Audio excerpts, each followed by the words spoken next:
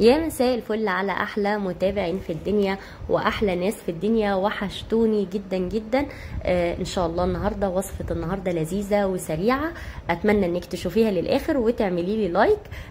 هنعمل رز بقى بالخضار مع قطع كده اللحمه، لذيذ جدا ومش بياخد اي وقت، وهنعمل معاه صوص تحفه هيخليه طعمها زي العسل وزي بتاعه المطاعم واحلى كمان.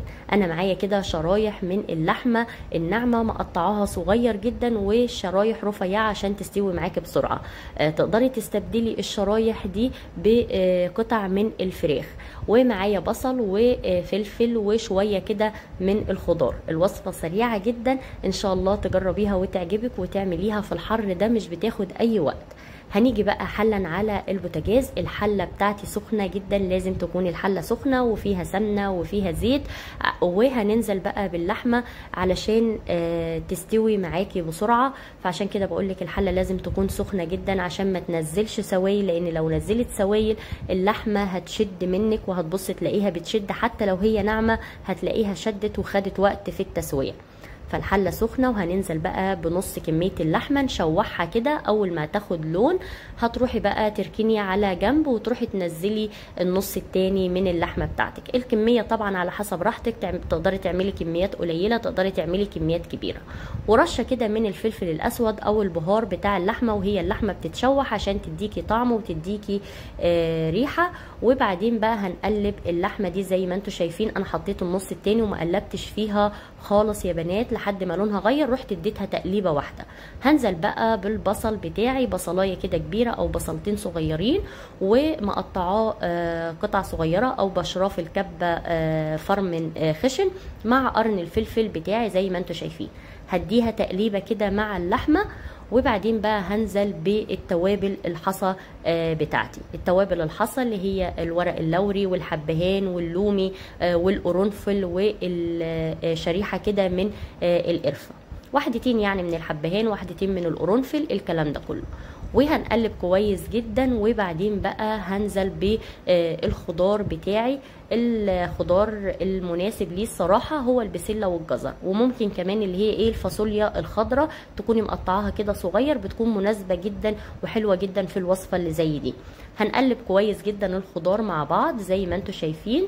وطبعا الخضار في الفريزر مش محتاج اي تسويه او اي حاجه. لو الخضار طازه فانت اديله سلقه كده بره قبل ما تحطيه مع الرز بتاعك. وهننزل بقى اخر حاجه بالفلفل الالوان.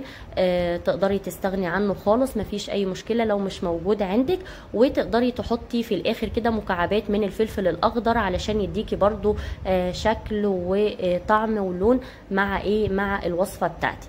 هتيجي بقى تنزلي يا ست الكل بالرز بتاعك. تقدري تستخدمي رز مصري وتقدري تستخدمي رز بسمتي. وهنقلب كويس، وهنحط بقى التوابل بتاعتنا اللي هي الملح والفلفل وبهارات اللحمه وبهارات شاورما وكركم، وبس على كده. تقدري تحطي بدل بهارات الشاورما دي بهارات كبسه، بيكون طعمها طعم الرز بتاع الكبسه، انما بهارات الشاورما بتديها طعم وحلوه جدا، مع طبعا بهارات اللحمه اللي احنا مستخدمينها. وهنزود عادي زوادة الرز العاديه وهنسيبه يستوي. نيجي بقى نعمل الصوص القمر التحفه ده اللي بيخلي طعم الرز بقى في حته تانية خالص. تقدري تستغني عن الصوص ده وتعملي سلطه خضراء عاديه لو انت مش حابه تعملي صوص.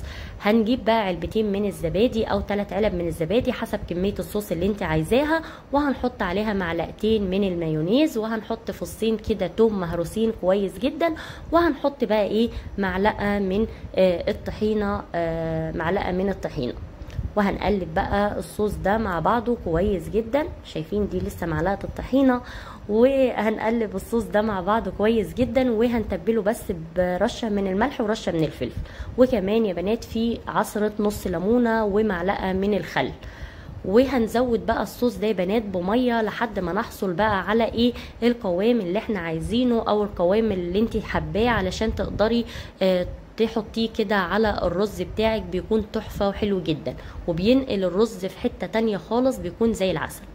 انا هنا ديني لسه اهو بزود شويه الميه لحد بقى ما هحصل على القوام اللي انتوا هتشوفوه دلوقتي.